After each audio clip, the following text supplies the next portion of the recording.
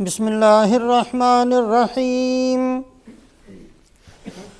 الحمد للہ نحمده ونستعینه ونستغفره ونؤمن به ونتوکل علیہ ونعوذ باللہ من شرور انفسنا ومن سیئات اعمالنا من يهده الله فلا مضل له ومن يضلله فلن تجد له وليا مرشدا أما بعد فقال الله تبارك وتعالى أعوذ بالله من الشيطان الرجيم بسم الله الرحمن الرحيم فلولا كان من القرون من قبلكم أولو بقية ينهون عن الفساد في الأرض إلا قليلا ممن أنجينا منهم واتبع الذين ظلموا ما أترفوا فيه وكانوا مجرمين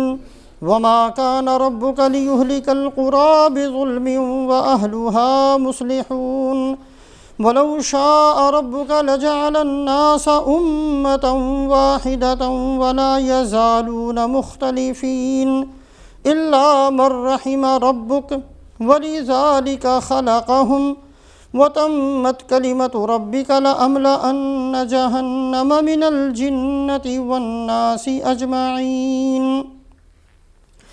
وعن سهل بن سعد رضي الله تعالى عنه قال قال رسول الله صلى الله عليه وسلم إن هذا الخير خزائن ولتلك الخزائن مفاتيح فطوبى لعبد جعله الله مفتاحا للخير ومغلاقا للشر وويل لعبد جعله الله مفتاحا للشر ومغلاقا للخير او کما قال رسول اللہ صلی اللہ علیہ وسلم۔ ایک معمولی اور ایک ادنا مسلمان ہونے کی حیثیت سے ہم سب اس بات کو جانتے ہیں کہ اللہ رب العزت نے انسان کو ساری کائنات کا دلہا بنایا ہے۔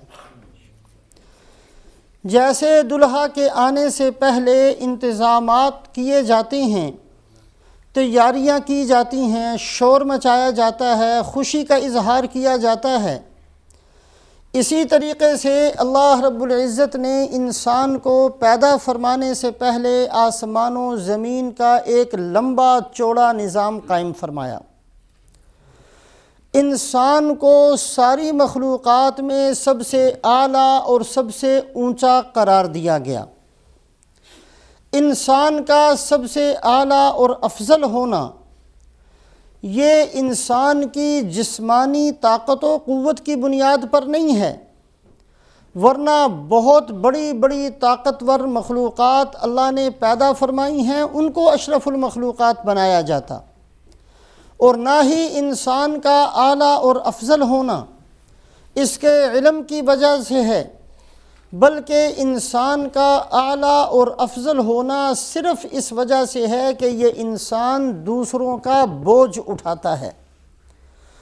حضرت محمد صلی اللہ علیہ وسلم نے چونکہ اولین و آخرین کا بوجھ اٹھایا، لہٰذا رسول پاک علیہ السلام کائنات میں اور انسانوں میں سب سے اعلیٰ اور سب سے افضل اور سب سے اونچے ہیں۔ یہ جو دوسروں کا بوجھ اٹھانا ہے یا دوسروں کی تعلیم و تربیت کی ذمہ داری کو قبول کرنا ہے، یہ بوجھ کسی مخصوص طبقے کے لیے نہیں ہے۔ اگر قرآن پاک کو اٹھا کر دیکھا جائے تو تقریباً 88 جگہ کے اندر اللہ پاک یا ایھا الذین آمنوا کہہ کر خطاب فرماتے ہیں، اے ایمان والو تمہاری ذمہ داری یہ ہیں۔ ایک جگہ بھی اللہ پاک نے یا ایھا العلماء کہہ کر خطاب نہیں کیا کہ اے علماء تمہاری ذمہ داری یہ ہے، اس لیے کہ علم سیکھنا اور علم سیکھنے کے بعد دوسروں کو علم سکھانا یہ کسی مخصوص طبقے کا، کسی مخصوص جماعت کا، کسی مخصوص قوم کا کام نہیں ہے۔ بلکہ ہر اس بندے کا کام ہے جو بندہ بھی اپنے آپ کو مسلمان گردانتا ہو، جو آدمی بھی اپنے مسلمان ہونے کا دعویٰ کرتا ہو، اس کی ذمہ داری ہے کہ دین کو سیکھے بھی سکھائے بھی۔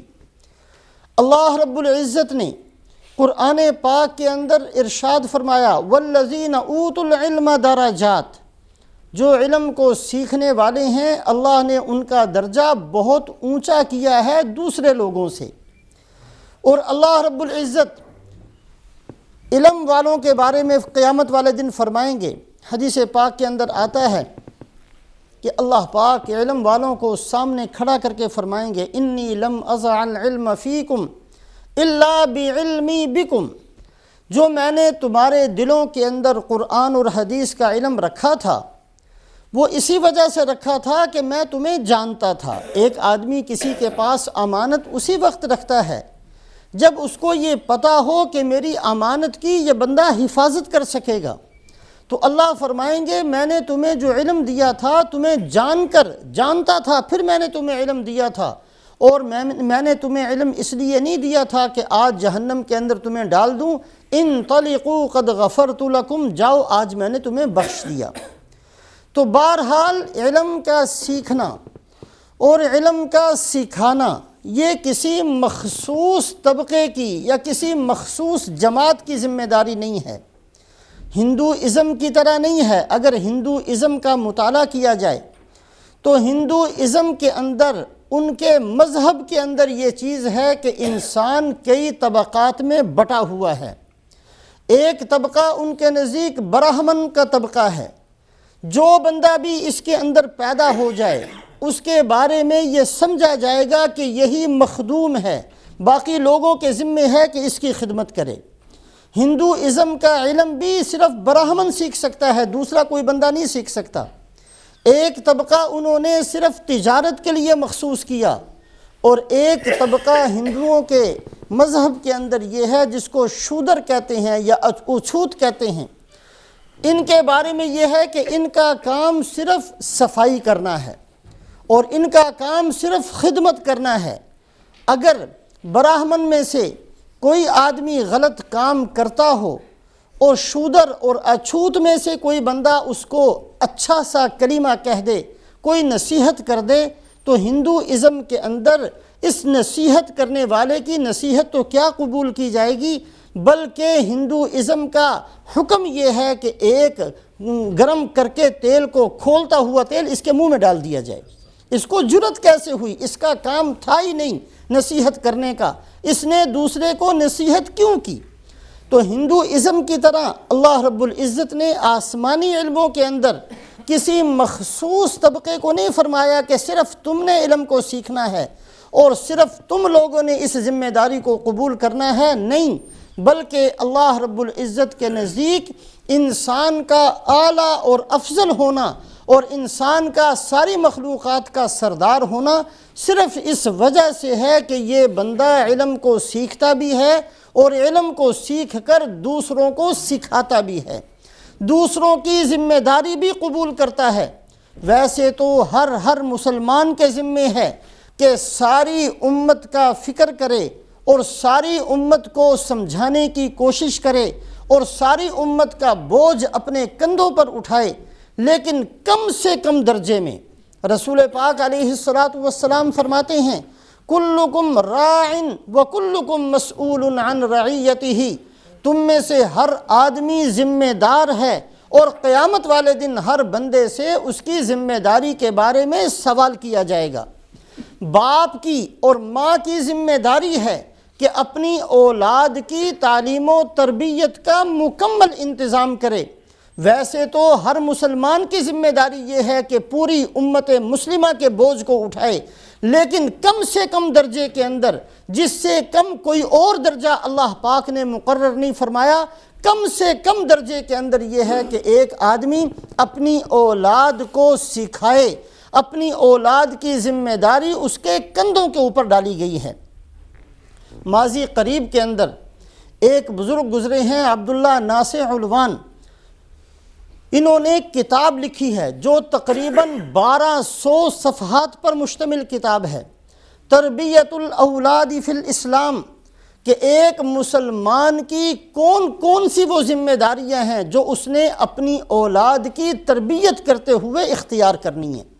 1200 صفحات کے اندر ماں باپ کی ذمہ داریوں کو ثابت کیا ہے کہ ماں باپ کی ذمہ داری یہ بھی ہے اور ماں باپ کی ذمہ داری یہ بھی ہے۔ 1200 صفحات کے اندر کتاب لکھی ہے اور جس کے اندر یہ ثابت کیا ہے قرآن اور حدیث کی روشنی کے اندر ایک مسلمان ماں باپ کی ذمہ داری یہ ہے کہ اپنی اولاد کی تعلیم و تربیت کے لیے یہ سارے کے سارے کام سر انجام دے۔ آج ہم نے صرف حرام حلال طریقے سے کما کر اور بچوں کو صرف پال لینا یا بچوں کے صرف کپڑے خرید لینا یا صرف ان کی رہائش کا انتظام کر دینا، اس کے بارے میں سمجھ کر بیٹھ گئے ہیں کہ ہم نے اپنی اولاد کا حق ادا کر دیا ہے۔ اس بات کو سامنے رکھنے کی ضرورت ہے کہ ہر ماں باپ کی ذمہ داری ہے کہ اپنی اولاد کی تعلیم و تربیت کا مکمل انتظام کرے۔ سب سے پہلے رسول پاک علیہ السلام فرماتے ہیں ماں باپ کی ذمہ داری یہ ہے کہ اپنی اولاد کا اچھا نام رکھا جائے۔ اچھا نام رکھنا ماں باپ کی ذمہ داری ہے۔ حضرت سعید ابن مسیب رحمۃ اللہ علیہ جو بہت بڑے تابعی ہیں، یہ فرمایا کرتے تھے کہ میرے دادا، ان کا نام تھا حزن، حزن کہتے ہیں غم کو، پریشانی کو، یہ صحابی تھے ان کے دادا، فرماتے تھے کہ میرے دادا رسول پاک علیہ السلام کی خدمت میں پہنچے، آپ صلی اللہ علیہ وسلم نے پوچھا تمہارا نام کیا ہے؟ انہوں نے کہا جی میرا نام حزن ہے۔ آپ صلی اللہ علیہ وسلم کی عادت شریفہ یہ تھی کہ اگر اچھا نام نہیں ہوا کرتا تھا تو آپ نام کو بدل دیا کرتے تھے۔ بہت سارے صحابہ جو اسلام کے اندر داخل ہوئے، کسی کا نام کلب تھا، کلب کہتے ہیں کتے کو، آپ نے اس کا نام بدل دیا۔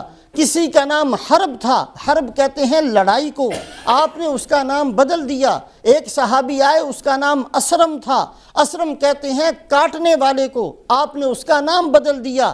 ایسے آپ کی عادت شریفہ یہ تھی کہ اگر کسی کا اچھا نام نہیں ہوا کرتا تھا تو رسول پاک علیہ السلام اس نام کو بدل دیا کرتے تھے۔ حضرت عمر رضی اللہ تعالیٰ عنہ کی بیٹی پیدا ہوئی، انہوں نے اس کا نام عاصیہ رکھا، عین کے ساتھ، ایک ہے آسیہ الف کے ساتھ، عین کے ساتھ عاصیہ، عین الف صاد یا ہا، عاصیہ نام رکھا۔ اس کے دو ترجمے ہیں عربی کے اندر، ایک ترجمہ ہے ایسا درخت جس کے بہت سارے پتے ہوں، اور ایک درخت ہے نافرمانی کرنے والی، ایک ترجمہ ہے نافرمانی کرنے والی۔ رسول پاک علیہ السلام نے چونکہ ایک برا معنی بھی اس کا بنتا تھا، اللہ کی نافرمانی کرنے والی، آپ نے اس کا نام بھی بدل دیا اور اس کا نام جمیلہ رکھا۔ حضرت سعید بن مسیب رحمۃ اللہ علیہ یہ وہ صحابی ہیں، یہ وہ تابعی ہیں جنہوں نے 40 سال تک عشاء کی اور فجر کی نماز ایک وضو سے پڑھی تھی۔ یہ فرمایا کرتے تھے جب میرے دادا رسول پاک علیہ السلام کی خدمت میں پہنچے، آپ صلی اللہ علیہ وسلم نے پوچھا نام کیا ہے؟ تو دادا نے کہا جی میرا نام ہے حزن۔ حزن کا ترجمہ ہے غم، پریشانی۔ آپ نے فرمایا ہے میں تیرا نام بدل کر سہل رکھتا ہوں۔ انہوں نے کہا جی نہیں مجھے آپ کا نام نہیں قبول، مجھے تو اپنے باپ دادا کا رکھا ہوا نام ہی پسند ہے۔ حضرت سعید ابن مسیب فرمایا کرتے تھے کہ دادا چونکہ عمر رسیدہ تھے اور اس وقت ایسے ہی جہالت کے اندر یا غفلت کی وجہ سے یہ بات کہہ دی، لیکن اس نام کا اثر یہ ہوا کہ آج تک غم اور پریشانیاں ہمارے خاندان کے اندر موجود ہیں۔ تو اولاد کا اچھا نام رکھنا سب سے پہلے ماں باپ کی ذمہ داری یہ ہے کہ اپنی اولاد کا اچھا نام رکھے۔ الحمدللہ اب کچھ رجحان مسلمان امت کے اندر پیدا ہو رہا ہے کہ اچھے نام رکھنے چاہیے، اس کا بہت زیادہ اہتمام کرنا چاہیے۔ انبیاء کے نام، صلحاء کے نام، صحابہ کے نام، اچھے معنی والے نام اپنی اولادوں کے رکھے جائیں۔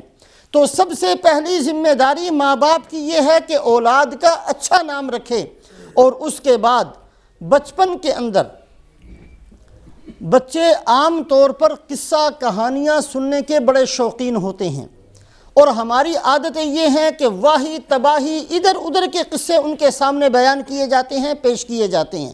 اور آج کل تو ایک اداکاری کا دور ہے، اور اس کے اندر بے تکے قسم کے فلم اور بے تکے قسم کے ڈرامے خود بھی ہم دیکھتے ہیں، اپنی اولادوں کے سامنے بھی یہی چیزیں پیش کی جاتی ہیں، جس کا اثر یہ ہوتا ہے کہ اولادوں کے اندر جھوٹ کا ایک رجحان پیدا ہوتا ہے۔ صلحاء کا طریقہ یہ تھا کہ اپنی اولاد جو چھوٹے بچے ہوتے تھے، بچپن کے اندر ہی رسول پاک علیہ السلام کی ساری سیرت ان کو یاد کروا دی جاتی تھی۔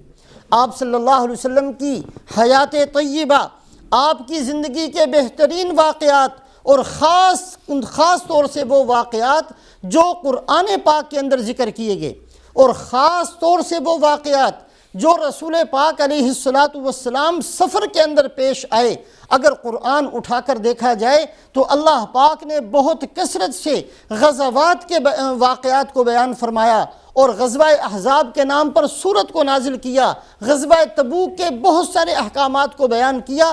حالانکہ احزاب کے اندر بھی لڑائی نہیں ہوئی تھی اور تبوک کے اندر بھی لڑائی نہیں ہوئی تھی، رسول پاک علیہ السلام کی زندگی کے بہت سارے پہلو آشکارا ہوتے ہیں غزوہ احزاب کے اندر، اور غزوہ تبوک کے اندر اللہ پاک بڑے اہتمام سے ان واقعات کو قرآن پاک کے اندر بیان فرماتے ہیں۔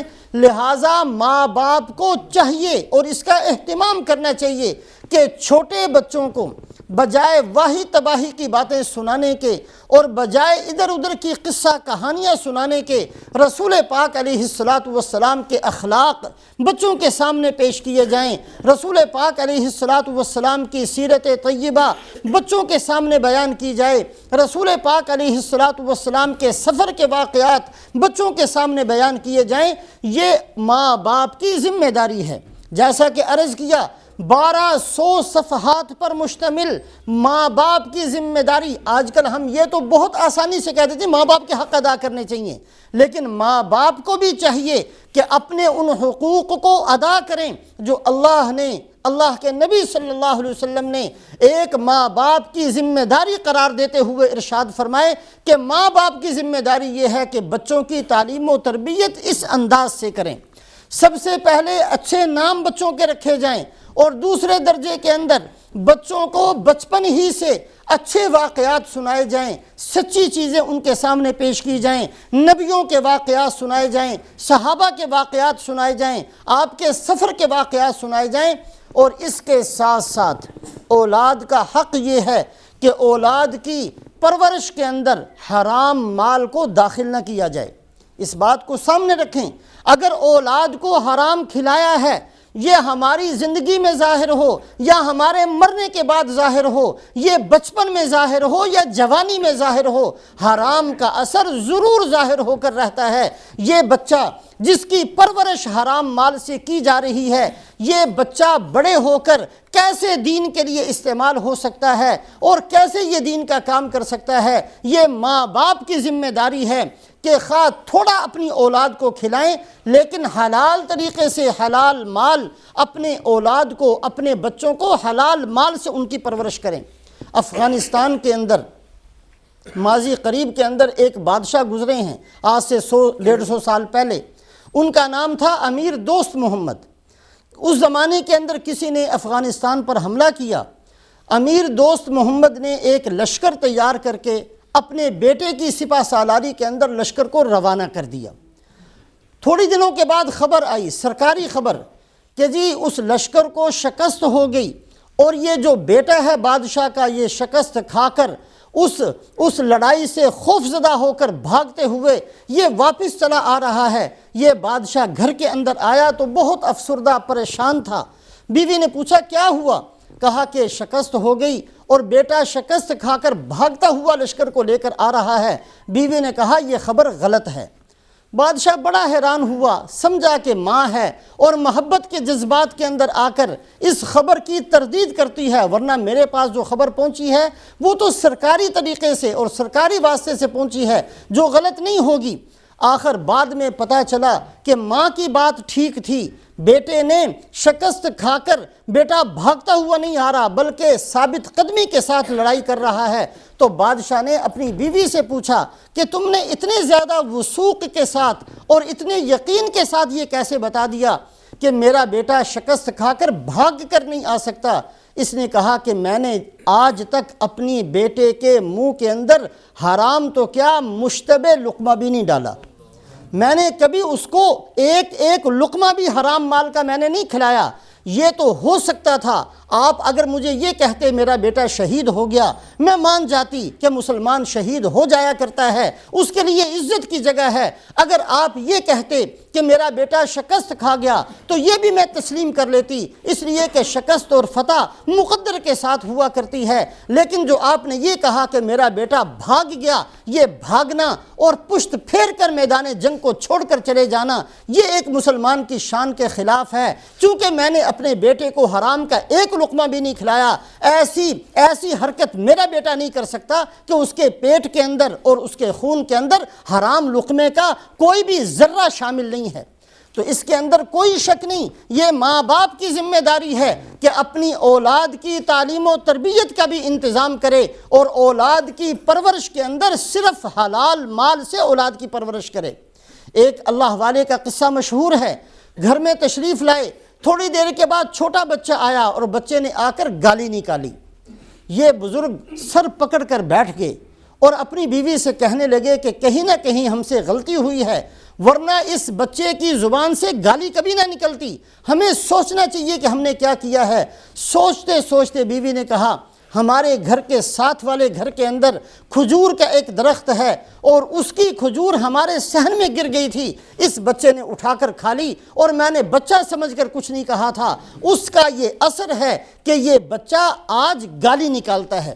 ہم لوگ صرف اتنا سمجھتے ہیں کہ صرف بچوں کو کپڑے لا کر دے دیے اور صرف بچوں کو اچھا کھانا کھلا دیا اور بچوں کے لیے بہترین قسم کا مکان خرید لیا تو ہم یہ سمجھیں گے کہ ہم نے اولاد کا حق ادا کر دیا ہے۔ 1200 صفحات پر مشتمل کتاب حضرت علامہ عبداللہ ناصر علوان لکھتے ہیں اور اس کے اندر ان تمام ذمہ داریوں کو لکھتے ہیں جو ماں باپ کی ذمہ داری ہے کہ اپنی اولاد کی تعلیم و تربیت کے اندر ان ساری چیزوں کا اہتمام کرے۔ اس کے اندر حرام مال سے اس کے بچے کی پرورش نہیں ہونی چاہیے، اور اس کے ساتھ ساتھ ماں باپ کی ذمہ داری یہ ہے۔ بعض دفعہ چھوٹا بچہ گھر میں آ کر بڑے فخر سے یہ کہہ دیا کرتا ہے کہ جی میں نے فلاں کو ایک تھپڑ مار دیا، اور ہم اس پر خوشی کا اظہار کرتے ہیں، اچھا ہوا، بڑا بہادر ہے میرا بچہ۔ اسی سے ظلم کرنے کا جذبہ اس بچے کے اندر پیدا ہوتا ہے۔ دیکھنا چاہیے اگر کبھی بھی بچہ یہ آ کر کہے کہ لڑائی ہوئی تھی اور لڑائی کے بعد میں نے اس کو ایک تھپڑ مارا تھا، اس کی تحقیق کرنی چاہیے۔ اگر اس بچے نے ظلم کیا ہے اور آج آپ نے اس کو نہیں روکا تو یہ ظلم کے اندر بڑھتا چلا جائے گا۔ بعض دفعہ بچوں کی عادت یہ ہوتی ہے جو کہ بڑوں ہی سے سیکھتے ہیں، چونکہ ہماری اپنی عادت یہ ہے جہاں کہیں بیٹھتے ہیں غیبتیں کرتے ہیں، جہاں کہیں بیٹھتے ہیں ادھر ادھر کی باتیں کرتے ہیں۔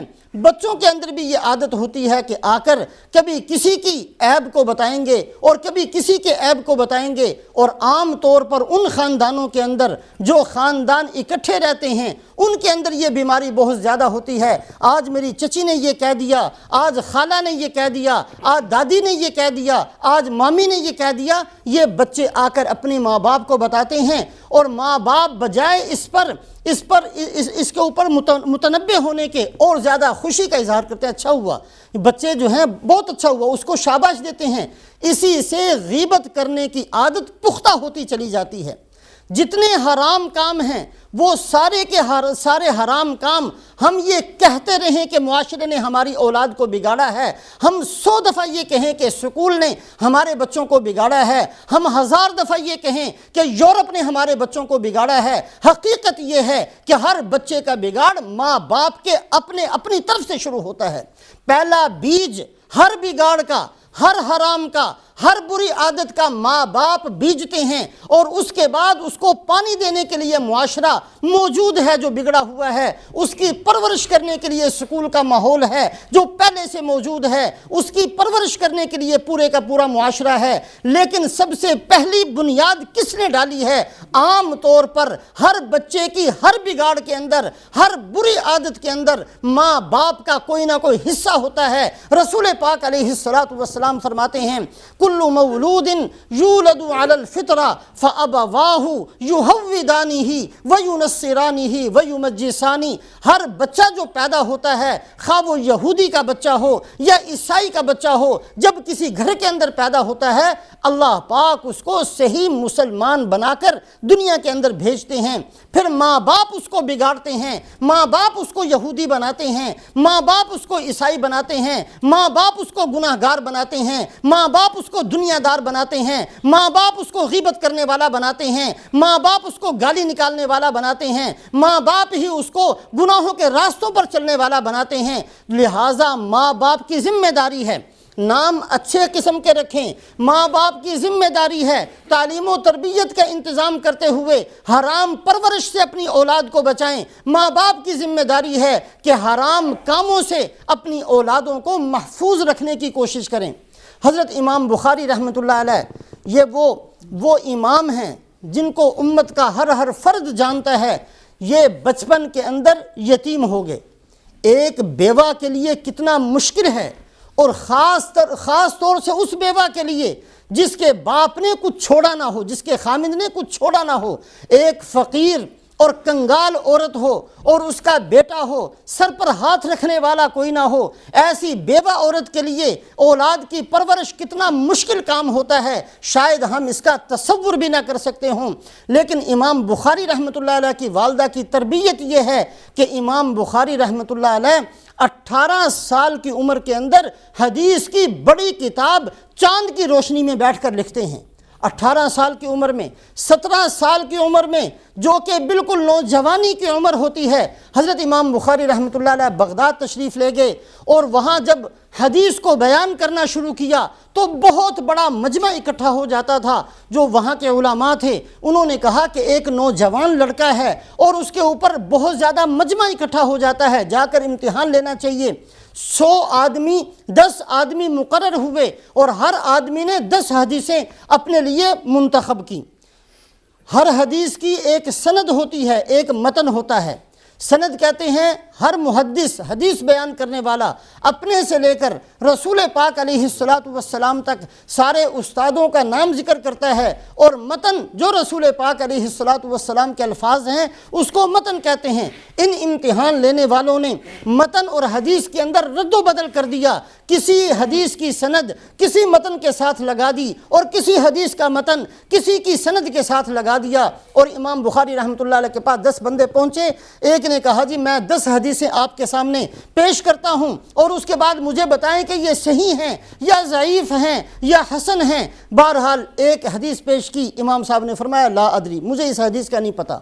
دوسری پیش کی، امام صاحب نے کہا لا ادری، اس نے 10 حدیثیں پیش کی۔ دوسرا بندہ آگے بڑھا، اس نے 10 پیش کی۔ 10 آدمیوں نے 100 حدیثیں امام بخاری رحمۃ اللہ علیہ کے سامنے پیش کی، اور امام بخاری ہر حدیث کے جواب میں فرماتے رہے مجھے اس کا پتہ نہیں ہے۔ تو انہوں نے کہا جی پھر تو آپ خام خواہ مشہور ہو گئے ہیں، آپ کو آتا جاتا کچھ نہیں۔ فرمایا نہیں، اور اس کے بعد فرمایا کہ تو نے پہلی حدیث یہ پڑھی تھی، یہ حدیث اس طرح نہیں تھی بلکہ اس کی سند یہ تھی اور اس کا متن یہ تھا۔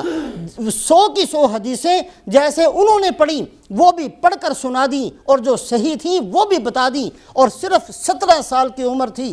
یہ ماں باپ کی تربیت کا اثر ہے۔ جتنے بڑے بڑے اللہ کے نیک بندے دنیا میں ہوئے ہیں، اگر ان کی زندگیوں کو اٹھا کر دیکھا جائے تو ماں کی تربیت کا اثر ہے یا باپ کی تربیت کا اثر ہے۔ اور جتنے شیطان پیدا ہوئے ہیں اور جتنے بڑے بڑے خناس پیدا ہوئے ہیں، اگر ان کی زندگیوں کا بھی تجزیہ کیا جائے تو کہیں باپ نے اس کو بگاڑا ہوگا، کہیں ماں نے اس کو بگاڑا ہوگا، کہیں بھائی نے اس کو بگاڑا ہوگا۔ لہٰذا ایک مسلمان کی ذمہ داری ہے کہ اپنی اولاد کی تعلیم و تربیت کا مکمل انتظام کرے۔ صرف اچھا نام رکھنا کافی نہیں، اچھا نام رکھنا بھی اس کا حق ہے، اور اس کے بعد اس کو اچھے واقعات سنانا، جھوٹ سے اس کو دور رکھنا، حرام سے اس کو بچا کر رکھنا، حرام کاموں سے اس کو بچانا، یہ ساری کی ساری ماں باپ کی ذمہ داری۔ اور اس کے بعد دینی عقائد کس چیز کو کہتے ہیں جس کے بغیر بندہ مسلمان نہیں سمجھا جاتا؟ قیامت کا عقیدہ رکھنا ضروری ہے، اللہ پاک کو وحدہ لا شریک لہ ماننا ضروری ہے۔ جتنے نبی دنیا کے اندر آئے سب کے سب حق ہیں اور سچ ہیں، اور سب کے سردار رسول پاک علیہ السلام ہیں، اور آپ صلی اللہ علیہ وسلم کے بعد کوئی نبی نے نہیں آنا، یہ عقیدہ ہے، اس کے بغیر کوئی بندہ مسلمان نہیں ہوگا۔ تقدیر پر ایمان لانا عقیدہ ہے، اس کے بغیر کوئی بندہ مسلمان نہیں ہوگا۔ مرنے کے بعد ایک زندگی ہے، یہ جاننا اور ماننا ضروری ہے، اس کے بغیر کوئی بندہ مسلمان نہیں ہوگا۔ عقائد کے اندر جتنی چیزیں ہیں، جس کے اندر جنت ہے، جس کے اندر دوزخ ہے، جس کے اندر قبر کی زندگی ہے، جس کے اندر حشر کے مسائل ہیں، جس کے اندر یہ سارے کے سارے مرنے کے بعد پیش آنے والے احوال، یہ سارے کے سارے عقائد کے ساتھ تعلق رکھتے ہیں۔ اپنی اولادوں کو یہ بتلانا یہ آخر کس کی ذمہ داری ہے؟ بڑا افسوس کی بات ہوتی ہے کہ ہمارے گھروں کے اندر پیدا ہونے والا بچہ جوان ہو جائے اور اس کو یہ پتہ نہ ہو میرے نبی کا نام کیا ہے، وہ جوان ہو جائے اور وہ شادی شدہ ہو جائے اور وہ بچوں کا باپ بھی بن جائے اور اس کو یہ پتہ نہ ہو کہ مرنے کے بعد ایک مسلمان کے سامنے کیسی زندگی پیش آتی ہے، قبر کے اندر کون سے سوالات ہوتے ہیں، ان ساری چیزوں سے بے خبر ہو، اور صرف اس پر ہم خوش ہو جائیں کہ ہم نے اپنی اولاد کو بنگلہ لے کر دے دیا ہے، ہم نے اپنی اولاد کو بہت سارے کپڑے خرید کر دے دیے ہیں۔ 1200 صفحات پر مشتمل کتاب ہے، جس کے اندر ایک مسلمان کی ذمہ داریوں کو بتلایا گیا کہ ایک مسلمان کی ذمہ داری ہے کہ وہ ان ساری چیزوں کو سامنے رکھ کر اپنی اولاد کی تعلیم و تربیت کا انتظام کرے۔ حقوق کو بتلانا، یہ ماں باپ کو چاہیے کہ اپنی اولاد کے سامنے ہر بندے کا حق بتائیں کہ بیٹا یہ تیرا بڑا بھائی ہے، بڑے ہونے کی وجہ سے اس کا یہ حق ہے، یہ تیرا چچا ہے، چچا ہونے کی وجہ سے اس کا یہ حق ہے، یہ تیرا ماموں ہے، ماموں ہونے کی وجہ سے یہ حق ہے، یہ تیرا استاد ہے، استاد ہونے کی وجہ سے اس کا یہ حق ہے۔ یہ سارے کے سارے حقوق اور خاص طریقے سے پڑوسیوں کے حق اپنی اولاد کو بتانا۔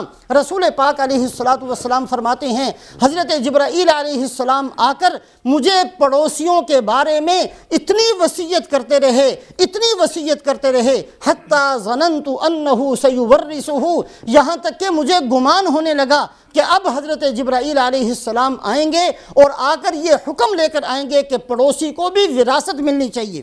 جیسے اولاد کو وراثت ملتی ہے، جیسے ماں باپ کو وراثت ملتی ہے، ایسے مجھے گمان ہونے لگا۔ اتنی کثرت سے جبرائیل علیہ السلام نے آ کر پڑوسیوں کے حقوق بتلائے ہیں کہ مجھے گمان ہونے لگا کہ اب پڑوسی کو وراثت میں شریک کر دیں گے۔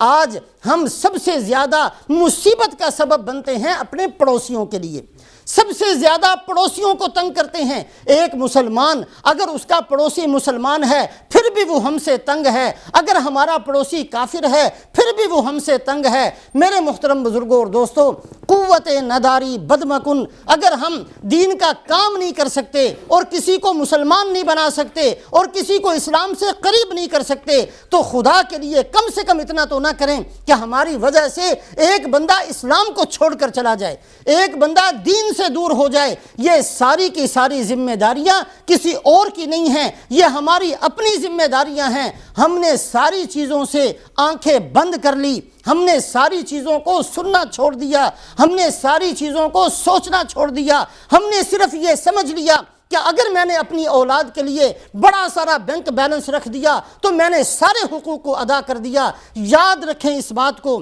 رسول پاک علیہ السلام جو تعلیم و تربیت کا انتظام فرماتے ہیں اس کے بغیر اگر ہم چلے گئے تو یہی اولاد ہمارے لیے مصیبت کا سبب بنے گی۔ قرآن پاک میں ایک جگہ فرمایا، انما اموالکم و اولادکم فتنہ، تمہارا مال، تمہاری اولاد تمہارے لیے فتنہ ہے۔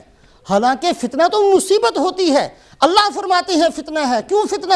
اس لیے کہ اگر تم نے تعلیم و تربیت کا انتظام نہیں کیا تو یہ بیٹا ہوتے ہوئے کل قیامت والے دن خلاف گواہی دے گا، اور یہ بیٹی ہوتے ہوئے خلاف گواہی دے گی، تو یہ فتنہ بنیں گے، مصیبت بنیں گے۔ اور دوسری جگہ اللہ پاک قرآن پاک میں فرماتے ہیں، یا ایھا الذین آمنوا ان من ازواجکم و اولادکم عدوا لکم فاحذروہم، اے ایمان والو تمہاری بیویاں اور تمہاری اولادیں تمہارے لیے دشمن ہیں۔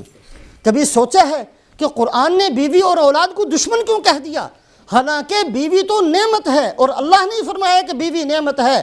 کہ بیوی کی وجہ سے تمہیں اطمینان اور سکون کی زندگی ملتی ہے۔ وَجَعَلَ بَيْنَكُمْ مَوَدَّةً وَرَحْمَةً، قرآن کہتا ہے کہ اللہ تمہارے دلوں کے اندر محبت اور رحمت کو پیدا فرماتے ہیں، اور قرآن ہی کے اندر یہ فرمایا گیا إِنَّ مِنْ أَزْوَاجِكُمْ وَأَوْلَادِكُمْ عَدُوًّا لَكُمْ، کہ تمہاری بیویاں تمہارے لیے دشمن ہیں اور تمہاری اولادیں تمہارے لیے دشمن ہیں۔ کبھی سوچیں تو صحیح کہ اللہ پاک نے اولاد کو اور بیوی کو دشمن کیوں قرار دے دیا؟ میرے محترم بزرگوں اور دوستوں، یہ دشمن اسی صورت میں ہے کہ ہم نے ان کی تعلیم و تربیت سے آنکھیں بند کی اور قیامت والے دن یہ ہماری مصیبت کا سبب بن گئی۔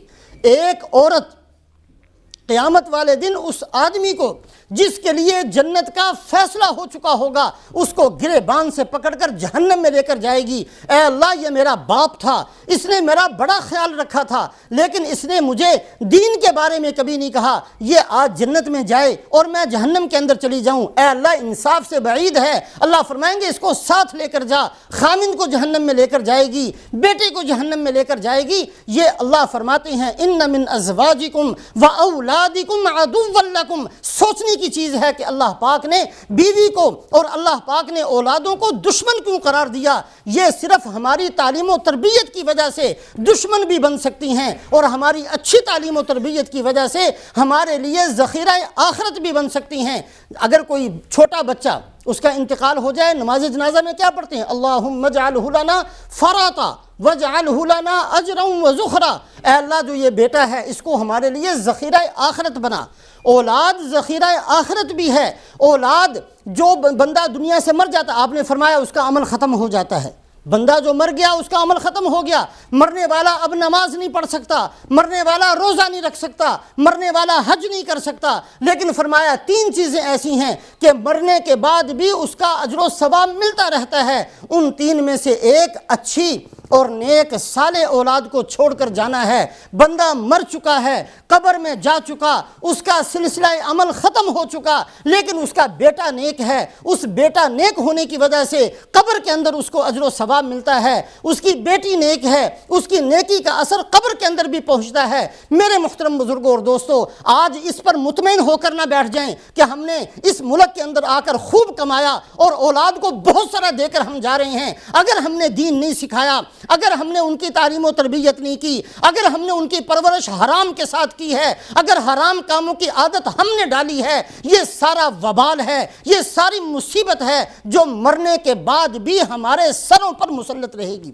لہٰذا ذمہ داری ہے تعلیم و تربیت کا انتظام کرنا، باقاعدہ حرام سے بچانے کی کوشش کرنا، اور اپنے گھروں کے اندر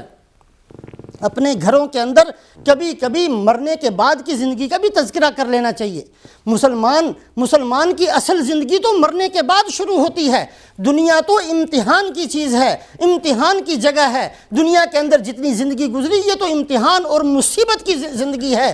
مسلمان کو آرام تو اس دن ملتا ہے جب یہ دنیا سے اس حالت میں جائے کہ فرشتہ آ کر کہے یا ایتھا النفس المطمئنہ ارجعی الی ربک راضیۃ مرضیہ، اے اطمینان والی جان، چل اب اس دنیا کو چھوڑ، اس جھمیلوں کو چھوڑ، اس مصیبت کو چھوڑ، اطمینان کے ساتھ چل۔ آج اللہ بھی تجھ سے راضی اور تو بھی اللہ سے راضی۔ مسلمان کی زندگی شروع موت سے ہوتی ہے، مسلمان کی راحت شروع موت سے ہوتی ہے، مسلمان کی عزت شروع موت سے ہوتی ہے، مسلمان کی کامیابی شروع موت سے ہوتی ہے۔ دنیا یہ کوئی کامیابی کی جگہ نہیں ہے، اگر کوئی سمجھتا ہے تو کامیابی کا دھوکہ ہے۔ دنیا عزت کی جگہ نہیں ہے، اگر کوئی سمجھتا ہے تو وہ کامیابی عزت کے دھوکے میں ہے۔ اصل مسلمان کی زندگی مرنے کے بعد شروع ہوتی ہے، اور مرنے کے بعد کا تذکرہ، قبر کا تذکرہ، حشر کا تذکرہ یہ اپنے گھروں کے اندر کرتے رہنا چاہیے، تاکہ بچپن ہی سے بچوں کو پتہ چلے کہ ہم مسلمان ہیں،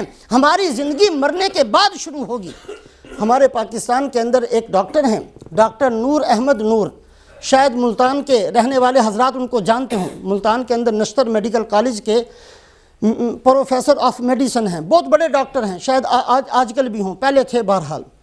بہت اچھے ڈاکٹر اور بہت زیادہ دیندار ڈاکٹر ہیں، اور ویسے بھی بہت بڑے قسم کے، ڈاکٹری اعتبار سے بھی بہت بڑے ہیں۔ انہوں نے ایک کتاب بھی لکھی ہے۔ بعض لوگوں کو بعض چیزوں کا تجسس ہوتا ہے کہ آدمی کوئی کسی چیز کی تحقیق کے اندر لگا رہتا ہے۔ یہ فرماتے ہیں کہ مجھے تجسس تھا کہ بندے کی موت کے وقت بندہ کیا کلمہ کہتا ہے۔ چونکہ ڈاکٹر تھے اور عام طور پر ان کی ڈیوٹی انٹینسیو کیئر کے اندر لگتی تھی، چونکہ بعض دفعہ چھوٹا موٹا ڈاکٹر غلط فیصلہ کر دیتا ہے، بندے کی جان جلدی نکل جاتی ہے۔ یہ الگ بات ہے کہ بعض دفعہ بڑے بھی بندے کو نہیں بچا سکتے جب موت کا وقت آ جائے گا۔ کلا اذا بلغت الحلقوم وانتم حینئذ تنظرون ونحن اقرب الیہ منکم ولکن لا تبصرون۔ اللہ فرماتے ہیں جب جان حلق کے اندر پہنچ جاتی ہے، تم بہت کہا کرتے تھے مرنا کچھ نہیں، اب اس کو بچا کر دکھاؤ۔ بہرحال موت کا وقت تو مقرر ہے، لیکن بہت بڑے اور سمجھدار اور تجربہ کار ڈاکٹر کو ایسے وقت پر اس کی ذمہ داری لگائی جاتی ہے۔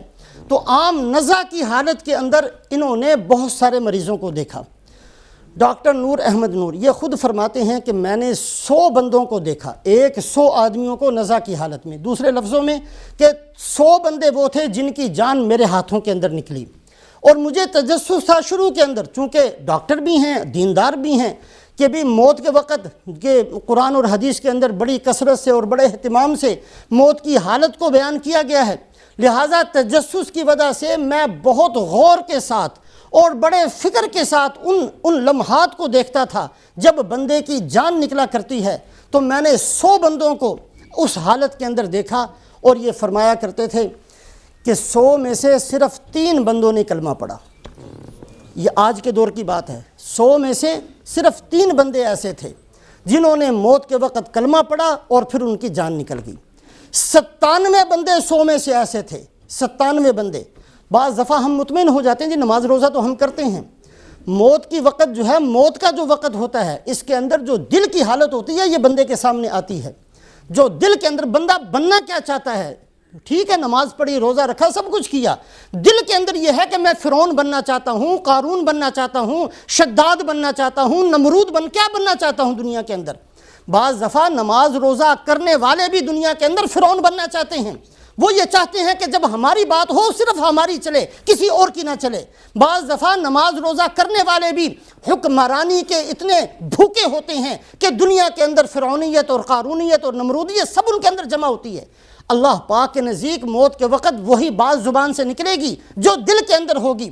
بعض دفعہ بندہ نماز روزہ سب کچھ کرتا ہے، لیکن دنیا کا اتنا پسند کرنے والا اور اتنی مال کی محبت اس کے رگ رگ کے اندر گھسی ہوتی ہے کہ مال ذرا سے بھی اپنے اندر سے جدا نہیں کر سکتا۔ یہ مختلف حالتیں ہیں، اللہ ہماری سب کی حفاظت فرمائے۔